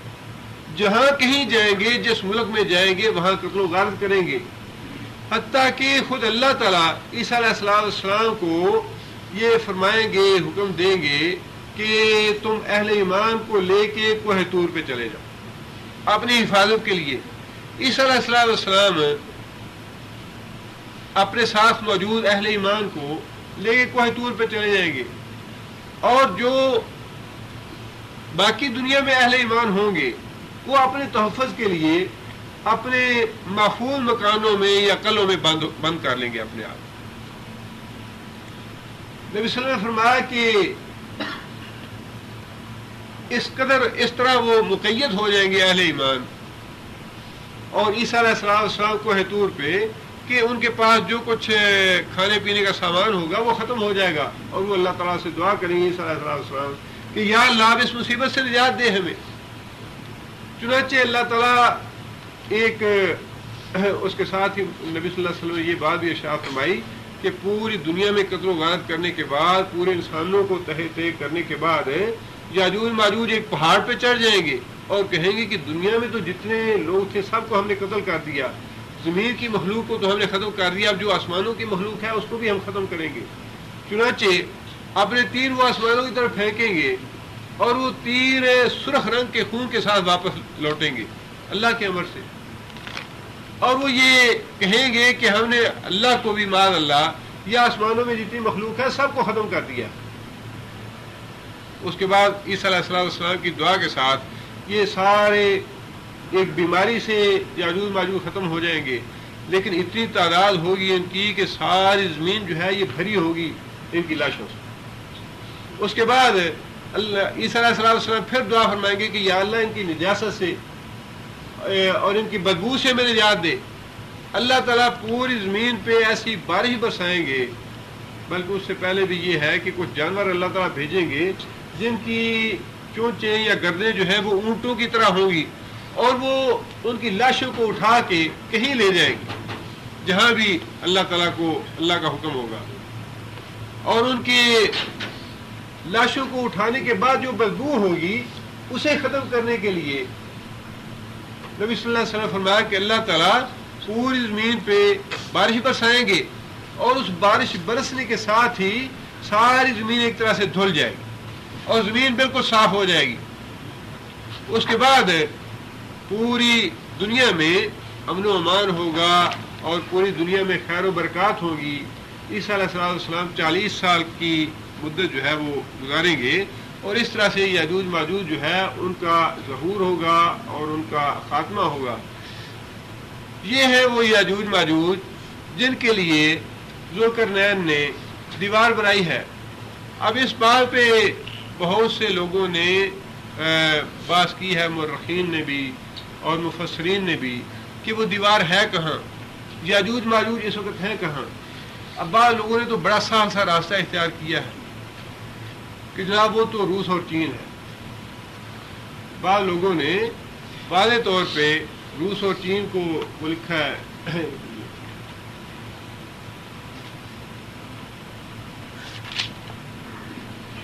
اس معاملے میں مولانا مودودی رحمۃ اللہ علیہ نے یہ واضح کیا، یہ بات قریب متحقق ہے کہ یاجوج ماجوج سے مراد روس اور شمالی چین کے وہ قبائل ہیں جو تاتاری، منگولی، ہن اور سیتھین وغیرہ ناموں سے مشہور ہیں اور قدیم زمانے سے متمدن ممالک پر حملے کرتے رہے ہیں. یہ صاف طور پہ روس اور چین. اب سوال تو یہ ہے کہ یہ مسلم شریف کی حدیث ہے، اور مسلم شریف کی حدیث میں نبی صلی اللہ علیہ وسلم نے واضح طور پہ یہ بات ارشاد فرمائی کہ وہ روزانہ اس دیوار کو کھودتے ہیں اور وہ بند ہو جاتی ہے، کھودتے ہیں بند ہوتی ہے، حتیٰ کہ اللہ کا حکم ہوگا اور قرب قیامت کی یہ نشانی ہوگی وہ نکلیں گے. تو پھر اس حدیث کو اس طرح سے اس کا رد کر دینا یا اس کو چھوڑ دینا یا اس کے بالکل برعکس ایک موقف اختیار کرنا، یہ تو بہت ہی ظلم اور زیادتی والی بات ہے. بھئی اللہ کے رسول جو ہے، رسول آپ ہیں یا اللہ ہے؟ اللہ کا رسول ہے محمد صلی اللہ علیہ وسلم. یہ خبر تو نبی دے سکتا ہے کہ وہ کون سی ہے. آپ نے واضح طور پہ اللہ کے رسول کا موقف چھوڑ کے ایک بات ایسی کہہ دی جو اللہ کے نبی کے علاوہ کسی دوسرے کے لائق نہیں کہنے کی. اللہ کے رسول نے بتایا کہ وہ مقید ہیں، دیوار سے بنے ہیں وہ، اور قیامت کی نشانیوں سے ہے ان کا نکلنا. اور روس اور چین جو ہے وہ تو ہمارے روزانہ ہمارے اپنے لوگ جاتے ہیں وہاں پہ، کس نے نہیں دیکھا ان کو. اور وہ دیوار جو ہے روس اور چین کے آگے ہے کہاں؟ کیا وہ ختم ہو چکی ہے دیوار؟ جبکہ اللہ کے رسول نے یہ بات ارشاد فرمائی، اور اللہ نے یہ بات ارشاد فرمائی کہ اذا جاء وعد ربی جعلہ دکا، کہ جب ایک وقت مقرر آئے گا یاجوج ماجوج کے نکلنے کا تب وہ نکلے گی.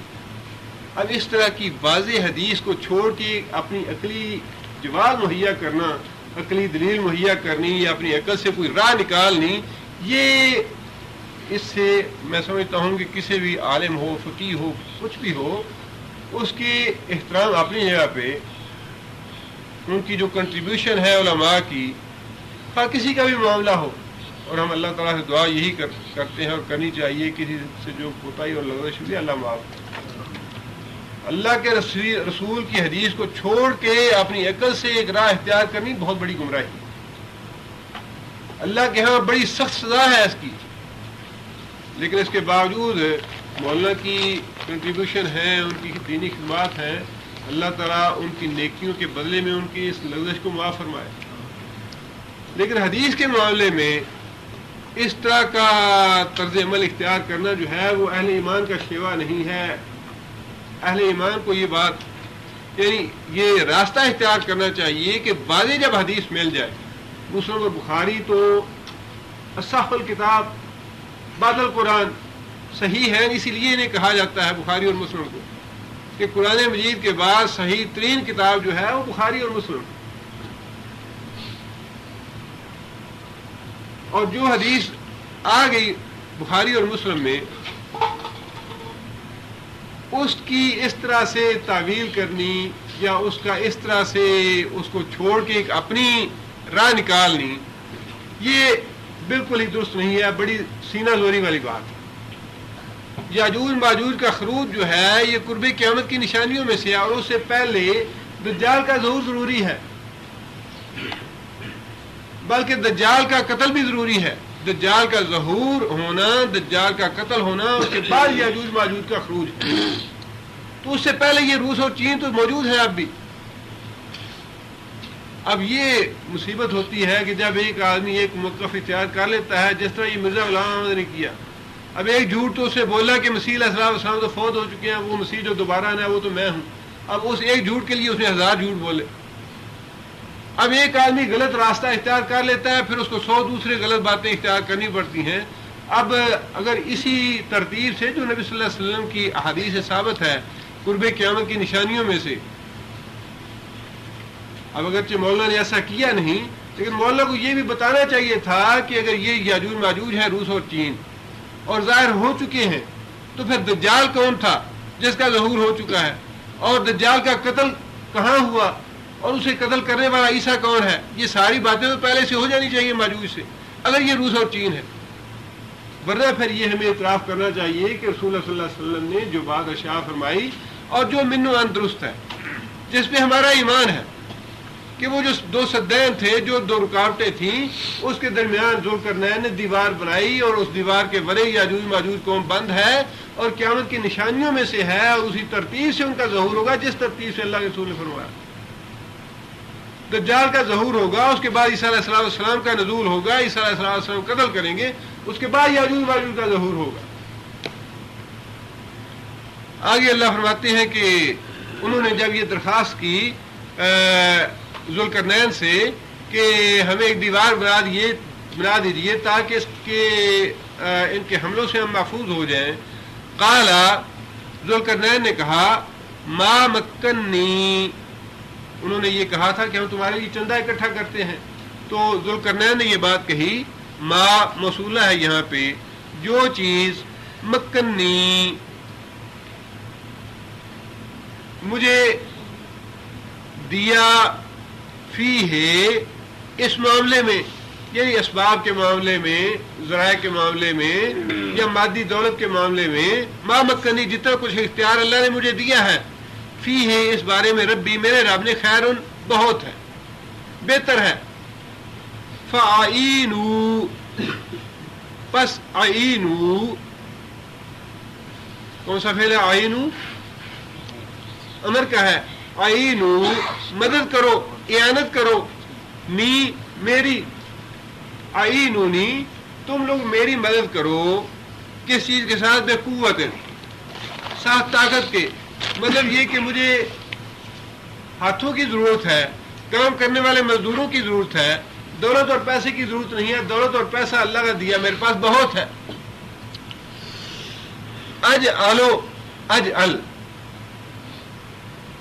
میں کر دوں گا بینکم تمہارے درمیان و بینہم اور یاجوج ماجوج کے درمیان ردما ایک دیوار. ویسے تو جدار بھی کہتے ہیں دیوار کو، لیکن جدار وہ دیوار ہے جس میں دراڑیں پڑ سکتی ہیں. ردم وہ دیوار ہے جس میں کوئی دراڑ، کوئی خراش، کوئی ایسی چیز نہ ہو، بلکہ بڑی سخت مضبوط اور گتھی ہوئی، جس طرح سیسا پگھلائی دیوار ہوتی ہے وہ ردم ہے، بڑی مضبوط بغیر کسی دراڑ اور شگاف کے. میں ایسا بند یا ایسی دیوار بنا دوں گا تمہارے درمیان، بشرطے کہ تم مجھے آدمی مہیا کر دو.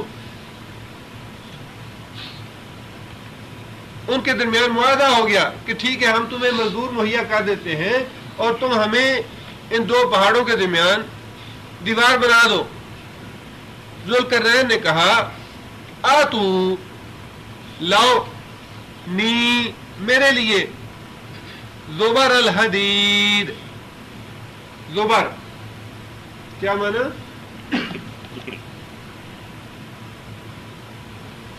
ٹکڑے. زبر کہتے ہیں لوہے کی چادروں کو. زبرہ واحد ہے اور زبر جمع ہے. زبر کا معنی لوہے کی چادریں. زبر کا معنی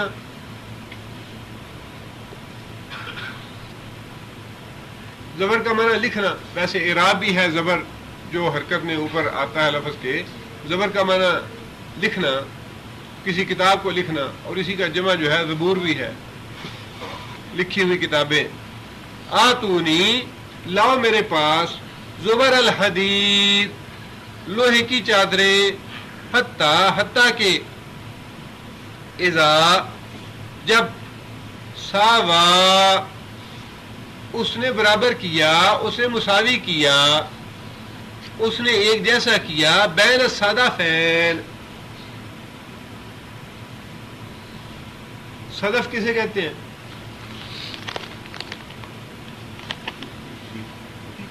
موتی کی حفاظت کا اوپر جو غلاف ہوتا ہے اسے بھی صدف کہتے ہیں. اور پہاڑ کی چوٹی کو بھی صدف کہتے ہیں. صدفین وہ جو دو پہاڑ انہوں نے کہے تھے کہ یہ دو پہاڑ ہیں اور ان کے درے سے یا گھاٹی سے نکل کے یہ لوگ آتے ہیں, ہم پہ حملہ آور ہوتے ہیں. اللہ فرماتے ہیں کہ جب اس نے لوہے کی چادریں منگائیں اور لوہے کی چادروں کے ساتھ ان پہاڑ کی چوٹیوں تک ان کو برابر کر دیا, گھاٹی کو. لوہے کی چادریں جو ہیں پہاڑ کی چوٹیوں تک برابر کر دی, اور دونوں سمت پہ پہاڑ جو ہے وہ ایسے تھے جن پہ چڑھنا ممکن نہیں تھا, اور ان کے درمیان درہ جو تھا یا گھاٹی جو تھی اس میں لوہے کی چادریں بھر دی.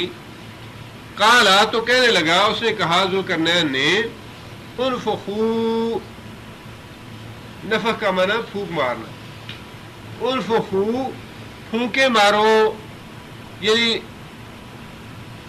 گرم ہوا کی یا گرمی پہنچاؤ, حتیٰ کہ یہاں اس کا لغوی معنی جو ہے آگ بھڑکاؤ, پھونک مار کے آگ کو بھڑکانا. قال انفخو, اس نے کہا کہ آگ بھڑکاؤ, حتیٰ کہ اذا جب جعلہ کر دیا اس کو, نارن آگ, جب اس دیوار کو آگ بھڑکا کے پوری طرح آگ کی طرح سرخ کر دیا تاکہ وہ ساری یکجان ہو جائے. قالا تو پھر اس نے کہا, آتو لاؤ نی میرے پاس, افرغ, کون سا فعل ہے؟ افرغو واحد متکلم ہے, مضارع کا فعل ہے افرغو. افرغ کا معنی جی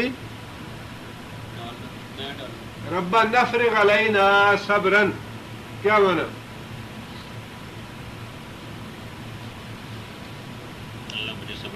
اے ہمارے پروردگار, افرغ علینا صبرا, ہمارے اوپر صبر بہا دے, ہمارے اوپر صبر ڈال دے.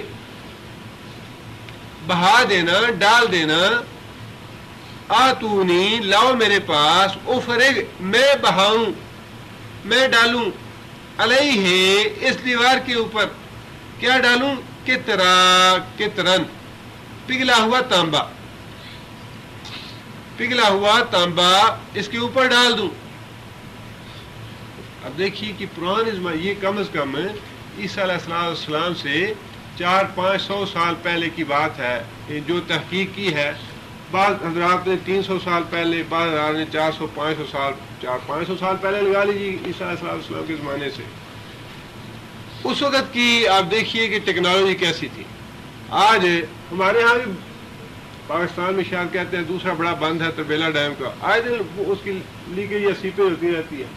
آج یہاں سے کریک ہو گیا, وہاں سے کریک ہو گیا, یہ ہو گیا, وہ ہو گیا. اللہ فرماتے ہیں کہ اس نے اس زمانے میں, عیسیٰ علیہ السلام کے زمانے میں, لوہے کی چادروں کا اتنا بڑا بنا دیا بند کہ اس کے اوپر چڑھنا کسی کے لیے ممکن نہیں تھا. اور اس طرح سے بنایا کہ اتنے بڑے رکاوٹ کو, اتنی بڑی دیوار کو آگ جلا کے اس نے سرخ کر دیا, اور اس کے اوپر پھر تانبا پگھلا کے سارے کے اوپر ڈال دیا تاکہ جہاں کہیں کوئی دراڑ ہے, کوئی شگاف ہے, کوئی جگہ خالی رہ گئی, اس کو سارے کو اس طرح بھر دیا جائے کہ اس کو کسی کو ہلانے کی یا اس پہ نقب لگانے کی یا اس کو توڑنے کی یا شگاف لگانے کی کوئی گنجائش ہی باقی نہ رہے. اپنے اپنے زمانے میں ہر طرح کی قومیں رہی ہیں. آج کی یہ ہمارے لیے کوئی بڑی باعث تعجب بات نہیں ہے. ہمیں ایسے تعجب آتا ہے کہ یہ ترقی ہوگی, وہ ترقی ہوگی. یہ تو ایک معمول کے مطابق ہے معاملہ. جس طرح پہلی قومیں تھیں اپنے زمانے میں انہوں نے ترقی کی, ان کے پاس بھی ٹیکنالوجی تھی, ویسے بڑھتی بڑھ رہی ہے, نارمل طریقے سے بڑھ رہی ہے. کچھ بھی اس میں تعجب والی بات نہیں ہے.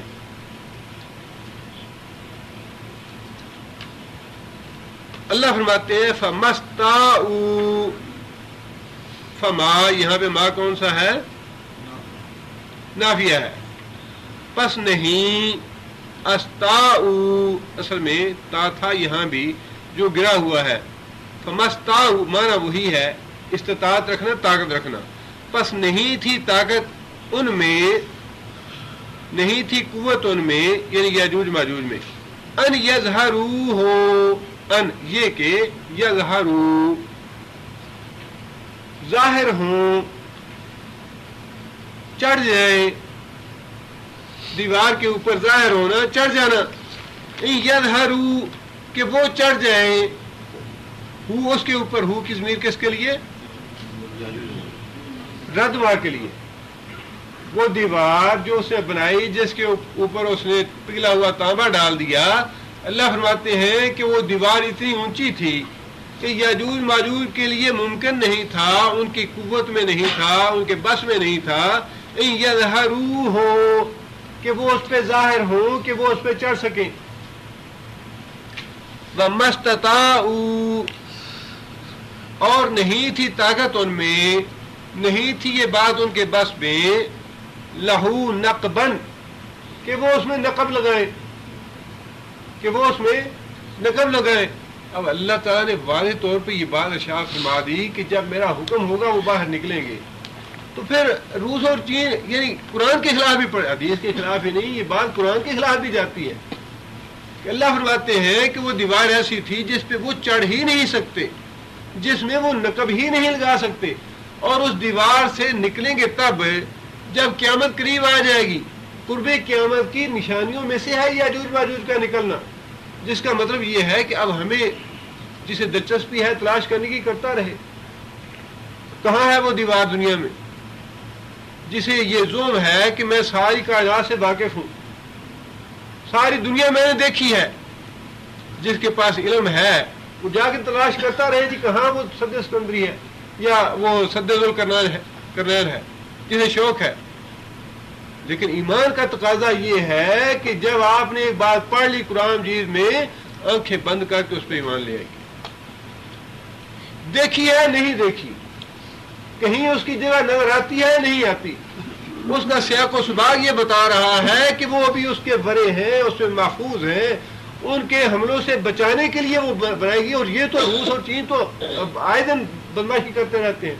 کتنے ملکوں کو رون دیا ہماری زندگی میں اس نے، روس نے ٹینکوں کو چڑھا کے ملکوں پہ، جبکہ اللہ فرماتے ہیں کہ وہ بنائی اس لیے ہے کہ یاجوج ماجوج کی چڑھائی سے، ان کی قتل و غارت سے اس طرف کے لوگ محفوظ رہیں.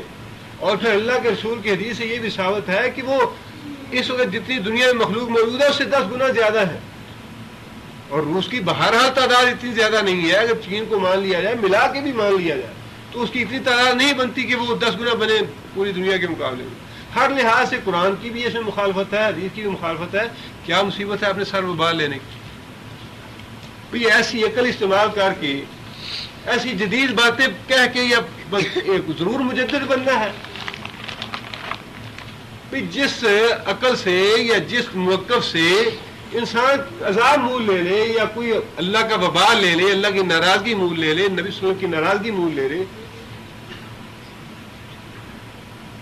ایسی عقل کا یا ایسی فہم کا، ایسے موقف کا کیا فائدہ؟ اللہ کی پناہ مانگنی چاہیے، اللہ کے ذات سے، اللہ کی پکڑ سے پناہ مانگنی چاہیے. صاف اور واضح باتیں ہیں، آپ اس کو چھوڑ دیجیے. ملتا ہے نہیں ملتا، نظر آتا ہے نظر نہیں آتا، کوئی دیکھتا ہے نہیں دیکھتا، دریافت کرتا ہے نہیں کرتا، اس کی جان سے یا اس کے بلا سے. ہم تو ایمان لانے والے ہیں ان حروف پہ، ان آیتوں پہ، نصوص پہ ایمان لانے والے لوگ ہیں. جب ایک دفعہ پڑھ لیا، اللہ نے فرما دیا کہ یہ یوں ہے، نظر آئے نہ آئے، پتہ چلے نہ پتہ چلے، بس ٹھیک ہے مان لیا کہ بھائی وہ ایسے ہی ہے کہ ایک دیوار ہے، اس کے پیچھے ہیں، وہ روزانہ اس کو کریدتے ہیں اور پھر سو جاتے ہیں، دوبارہ وہ اللہ تعالیٰ اسے مکمل کر دیتے ہیں. قیامت تک ایسے ہوتا رہے گا حتیٰ کہ اللہ کا امر آ جائے. اللہ چاہے کہ اب میں یاجوج ماجوج کو ظاہر کر دوں، اور یہ ہوگا عیسیٰ علیہ السلام کے ظہور کے بعد، دجال کے قتل کے بعد، دجال کے ظہور کے بعد. سارے کام ابھی ہونے والے ہیں. آخر ایک نئی اختراع بنانے کی ضرورت ہی کیا ہے کہ انسان مصیبت لے یہ مول لے. اور اتنی تحقیق کی یا اس طرح کے معاملات میں اس طرح کے ضروری تو نہیں کہ کوئی آپ کا دامن پکڑے ہو جی آپ ضرور ہمیں بتائیے کہاں ہے وہ، کہ آپ نے جان چھڑانی تھی اور لہذا یہ کہہ دیا ہاں جی ہو سکتا ہے وہ یہ قوم ہو. ایسا کون سی آگ پیچھے لگی ہوئی ہے یا کون سی آپ کی گردن پہ تلوار لٹکی ہوئی ہے کہ آپ نے ضرور جواب دینا ہے اس بات کا کہ نہیں کوئی نہ کوئی قوم تو بتانی ہی پڑے گی ہمیں لوگوں کو، ورنہ لوگ کہیں گے یہ مولوی صاحب تو بڑے جاہل ہیں یا بڑے ان کو کوئی پتہ ہی نہیں ہے کہ ذوالقرنین کی دیوار کہاں ہے. کیا ضرورت ہے اس بات؟ اللہ تعالیٰ سے جب نصوص آ جائے قرآن کی اور حدیث کی تو پھر اللہ سے ڈرنا چاہیے، اپنے ایمان کو بچانا چاہیے، اپنے دین کو بچانا چاہیے اور اپنی عاقبت کو بچانا چاہیے. کسی کو پتہ چلے نہ چلے، آدمی کہہ رہا جی میں جاہل ہوں مجھے پتہ نہیں، کیا اتنا شوق کیا ہے جی میں بڑا عالم ہوں یا میں سب کچھ جانتا ہوں؟ وہ تو ہم نے پہلے پڑھ لیا کہ موسیٰ علیہ السلام کی زبان سے بات نکلی تھی کہ مجھ سے بڑا عالم کوئی نہیں ہے. اللہ تعالیٰ نے فوراً کہا اچھا جاؤ تم سے عالم ہے بڑا، اس کو دیکھو جا کے. دین کے معاملے میں بات کہنے سے بڑی ہی احتیاط کرنی چاہیے، بڑا ہی اللہ سے ڈرنا چاہیے. یہ کہہ دینا بڑا آسان ہے جی میں نہیں جانتا، انسان اپنی جان چھڑا، لیکن اپنے ساتھ کوئی وبال نہیں لینا چاہیے. انسان یہ کہے جی میں ہاں بیٹھا ہوں یہاں پہ کوئی نہ کوئی جواب تو دینا ہی چاہیے یا کچھ تو بات بتانی چاہیے. اللہ تعالیٰ معاف کرے. اللہ فرماتے ہیں مستطاعوا ان یظہروا، نہ وہ اس پہ چڑھنے کے لائق تھے، ومستطاعوا لہ نقبا، نہ ہی وہ اس پہ نقب لگانے کے یا اس کو دراڑ پیدا کرنے کے یا شگاف لگانے پہ طاقت رکھتے تھے. قال ھذا رحمت من ربی، ذوالقرنین نے یہ بات کہی، ھذا یہ سارا کام جو میں نے کیا ہے، رحمت من ربی میرے رب کی رحمت. یہ تھی اس آدمی کی عظمت اور اس کی بڑائی اور اس کی تعریف اور توصیف جو اللہ نے فرمائی. اتنا بڑا بادشاہ ہونے کے باوجود، اتنی بڑی سپر پاور ہونے کے باوجود اور اتنے اسباب اور ذرائع اور مادی قوت ہونے کے باوجود اس نے یہ نہیں کہا کہ میں بڑا ہوں اب نیو ورلڈ آرڈر جاری کروں گا، میں پوری دنیا میرے تابع ہو جائے، پوری دنیا میں حکومت کروں، میں ہوں، من اشد منا قوہ، مجھ سے بڑی قوت کون ہے اس دنیا میں؟ نہیں، بلکہ اس نے یہ کہا کہ یہ جو میں نے کیا ہے رحمت من ربی، میرے رب کی رحمت، یہ میرے رب کا فضل ہے مجھ پہ، میرے رب کا انعام ہے مجھ پہ. اور یہ نہ سمجھیے کہ اللہ کوئی حکومت دے، تبھی انسان کی سوچ یہ ہونی چاہیے آپ جتنے جس مقام پہ ہیں اس مقام پہ رہ کے سوچئے کہ آپ کی یہ سوچ ہے یا نہیں. اللہ نے گھر دیا ہے اسے کہیے ھذا رحمت من ربی، اللہ نے بیوی دی ہے تو اسے کہیے ھذا رحمت من ربی، اللہ نے اچھی نوکری دی ہے تو اسے کہیے ھذا رحمت من ربی، اللہ نے علم دے دیا ہے، اللہ نے تعلیم دے دی ہے، اچھا مقام اور مرتبہ اور عزت دی ہے معاشرے میں تو اسے کہیے ھذا رحمت من ربی. یہ ضروری نہیں ہے کہ اتنا کو چھوڑ دو تب انسان کہے جی ہاں اس پہ تو فرض ہے ہم پہ تو کچھ نہیں ہے. کون ہے جس پہ اللہ کی رحمت نہیں ہے؟ ہر حال میں انسان کو سوچنا چاہیے کہ اللہ کے بڑے احسان ہیں ہم پہ، اور انسان کی زبان پہ یہی ہونا چاہیے ھذا رحمت من ربی. اور یہ تو انسان کی عظمت اور بڑائی کی بات ہے کہ جتنا بھی وہ اونچا چلا جائے، جتنی بھی اللہ تعالیٰ اس پہ فضل و انعام کر دے، ان اونچی جگہ پہ جانے کے باوجود وہ اللہ کے آگے سر نگوں رہے ھذا رحمت من ربی کہ یہ تو میرے رب کی رحمت ہے. اور یہی بات اللہ تعالیٰ کفار مکہ کو جتلانا چاہ رہے تھے کہ بیوقوفو دیکھو تم کس گھمنڈ اور غرور میں پڑے ہو، ایک بستی کی سرداری لے کے اتنا غرور کر رہے ہو، اللہ اور اللہ کے رسول کے نافرمان بن رہے ہو، اللہ کی سرکشی کر رہے ہو. اور ایک وہ تھا جسے اللہ تعالیٰ نے پوری دنیا میں حکومت دی، مشرق کو فتح کیا، مغرب کو فتح کیا، شمال کو کیا، جنوب کو کیا، اور سارا کچھ کرنے کے باوجود اس کی زبان پہ یہی کلمہ تھا ھذا رحمت من ربی، یہ میرے رب کی رحمت. فرمایا یہ ہے وہ ذوالقرنین جس کے بارے میں تم نے پوچھا ہے نبی صلی اللہ علیہ وسلم سے. آگے اللہ فرماتے ہیں فَإِذَا جَاءَ وَعْدُ رَبِّي، فائدہ پس جب آیا وعد ربی میرے رب کا وعدہ، مطلب جب بھی آیا میری زندگی میں یا میری زندگی کے بعد جب بھی آئے گا وعد ربی میرے رب کا وعدہ، جعلہ کر دے گا اس کو، کس کو؟ دیوار کو، جو لوہے کی بڑی مضبوط دیوار بنائی ہے، لوہے کی میں نے جو بڑی مضبوط دیوار بنائی ہے، اس نے یہ بات کہی جعلہ کر دے گا اس کو دکا. دکا کا معنی ریزہ ریزہ، ٹکڑے ٹکڑے، ذرے ذرے، مطلب یہ کہ ہم نے اپنی طرف سے بڑی مضبوط دیوار بنائی ہے، اللہ کی قوت کے مقابلے میں کچھ بھی نہیں، اللہ کی طاقت اور اللہ کی قوت کے مقابلے میں یہ کچھ بھی نہیں۔ جب اللہ چاہے گا اس کو ریزہ ریزہ کر دے گا، ٹکڑے ٹکڑے کر دے گا، ذرہ ذرہ کر دے گا۔ یعنی یہ اللہ تعالیٰ کے آگے عاجزی اور انکساری کا اعتراف ہے۔ حکومت تو ہے، بڑی ہے، لیکن یہ بھی اللہ کی رحمت ہے۔ اللہ نے عقل بھی دی ہے، اللہ نے فراست بھی دی ہے، اللہ نے مادی وسائل بھی دیے ہیں، اللہ نے تجربہ بھی بڑھا دیا ہے، لیکن اس کی زبان پہ یہی تھا کہ یہ ساری نعمتیں اللہ کی رحمت من ربی، میرے رب کی رحمت۔ اور پھر اللہ کے سامنے عاجزی اور انکساری کا تقاضا یہی تھا کہ ساتھ یہ بھی کہا جاتا کہ اللہ تعالیٰ ہر چیز پہ قادر ہے، اللہ کی قوت اتنی ہے کہ جب وہ چاہے گا تو یہ ریزہ ریزہ ہو جائے گی، جس پہ کوئی نہ چڑھ سکتا ہے نہ نقب لگا سکتا ہے۔ آگے اللہ فرماتے ہیں وَقَانَ وَعْدُ رَبِّي حَقًّا، وَقَانَ یہ ذوالقرنین کی ہی بات ہے، وَقَانَ اور تھا یہ ہے، وعد ربی میرے رب کا وعدہ، حقًا حق، حق اور سچ، مطلب یہ کہ جو اللہ تعالیٰ نے اس دیوار کو ختم کرنے کا وعدہ اپنے ہاں مقدر میں لکھا ہے، وہ جب وعدہ پورا ہو جائے گا تو یہ یاجوج ماجوج یا جو بھی قوم ہے یہ اس سے نکل آئے گی، اور یہ دیوار جو ہے ان کے راستے کی رکاوٹ نہیں بنے گی۔ اور یہ وعدہ نبی صلی اللہ علیہ وسلم نے اس کی وضاحت فرما دی کہ قیامت کے قریب یہ پورا ہوگا اور یاجوج ماجوج جو ہے وہ نکلیں